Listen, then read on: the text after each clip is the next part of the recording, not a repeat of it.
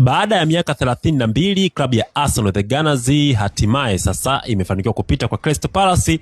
Itakwenda kucheza na Chelsea kutafuta ubingwa wa Carabao mara baada ya miaka hiyo 32. Mara mwisho alichukua ubingwa mwaka 1993 na ana vikombe viwili tu vya kombe la Carabao. Sasa semifinali itakuwa ni dhidi ya Chelsea, moja kati ya game ngumu sana. Wote tunajua kwamba Chelsea amekuwa na momenti zake nzuri mbele ya Arsenal the Gunners. Ukianza msimu wa 2003 na 4, Arsenal alikuwa bingwa wa ligi kuu pale nchini Uingereza akiwa invisible, kufungwa game hata moja, lakini kwenye ligi ya mabingwa barani Ulaya quarter final alikutana na Chelsea na aliweza kushangazwa Arsenal chuma 2-1, na ndoto za Arsenal kuchukua ubingwa wa ligi ya mabingwa ulizimwa na klabu ya Chelsea. Mwaka 2019 pia tunakumbuka finali ya Europa pia alikutana Chelsea na Arsenal juzi tu hapo, na Chelsea aliweza kumshangaza Arsenal chuma 4-1 kwenye finali, kibabe kweli kweli. Lakini pia kocha wa zamani wa klabu ya Arsenal the Gunners, Arsene Wenger, moja kati ya moment mbovu alikuwa nao dhidi ya Chelsea ni ile moment ya mwaka 2014 pale ambapo alikuwa anafikisha game ya 1000 akiwa in charge akitumikia klabu ya Arsenal the Gunners,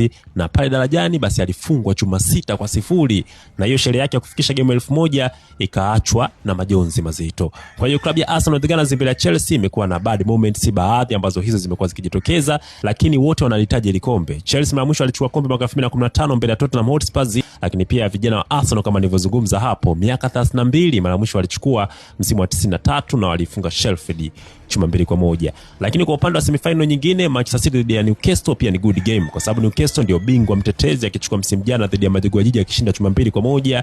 So kwa Manchester City yeye analihitaji kombe pia, kwa sababu mara mwisho alichukua mwaka 2021 dhidi ya Tottenham Hotspur, kwa hiyo analihitaji hili kombe pia. Newcastle bingwa mtetezi, Manchester City analihitaji, Chelsea analihitaji, vijana wa Arsenal pia analihitaji.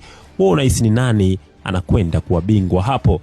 Game ya Crystal Palace dhidi ya Arsenal imeisha 1-1 wakifungana magoli ya kaza jioni kweli kweli, la Kroos akijifunga kwa upande wa Arsenal kuwapatia uongozi, lakini pia baadaye basi Maguire alikuja kusawazisha dakika za jioni kabisa kufanya game isome 1-1, na kwenye mikojo ya penalti la Kroos yule ndio amekosa penalti pekee ambayo imeweza kufanya Arsenal waweze kupita kwenye hii hatua. Kwa hiyo ni good moment kwa vijana wa Arsenal, lakini pia bad moment kwa la Kroos akiponza timu yake ya Crystal Palace kushindwa kwenda kwenye hatua ya nusu finali. Lakini pia nikumbushe ndugu mwekezaji, usahau kwamba link ya channel ipo hapo kwenye account yangu, na bonyeza pale linki, unajua ni pale mikeka lazima endelee kusukwa kibabe kweli kweli. Clear Sports to the world.